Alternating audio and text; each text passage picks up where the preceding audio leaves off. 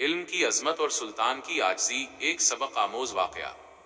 سن 170 ہجری تقریباً 786 عام کے اوائل میں جب ہارون الرشید عباسی خلیفہ بن کر اپنے اقتدار کی مضبوطی کے لیے مکہ اور مدینہ کے سفر پر آئے تو وہ مدینہ منورہ میں مسجد نبوی صلی اللہ علیہ وسلم کی طرف گئے۔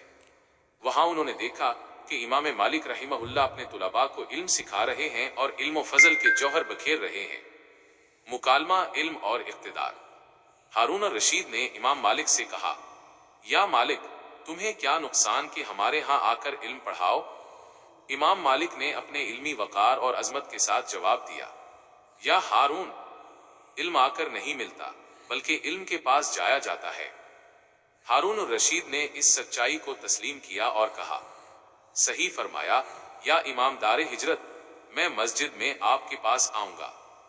امام مالک نے اپنی ثابت قدمی اور اصول پسندی کا اظہار کرتے ہوئے فرمایا، یا ہارون، اگر تم دیر سے آئے تو میں تمہیں اجازت نہیں دوں گا کہ تم لوگوں کی گردنیں پھلانگ کر آگے آؤ، قد قامت کرو۔ ہارون الرشید نے عاجزی سے جواب دیا، سمعن و طاعت، میں نے سنا اور مانا۔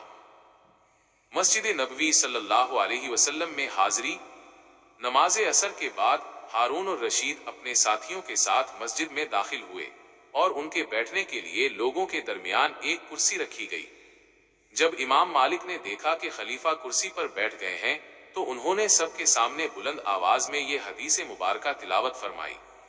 رسول اللہ صلی اللہ علیہ وسلم نے فرمایا، جو اللہ کے لیے عاجزی اختیار کرے اللہ اسے بلند کرے گا، اور جو تکبر کرے اللہ اسے پست کرے گا۔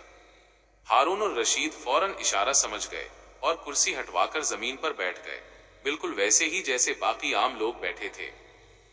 حاصلی کلام، یہ واقعہ ہمیں واضح کرتا ہے کہ علماء اور حکمرانوں کا تعلق ہمیشہ احترام، عاجزی اور اللہ کے خوف پر مبنی ہوتا تھا۔ عالم کی عظمت اور حق کی حرمت کے آگے سلطان بھی عاجز ہو جاتا ہے، کیونکہ علم سے بلند کوئی مرتبہ نہیں۔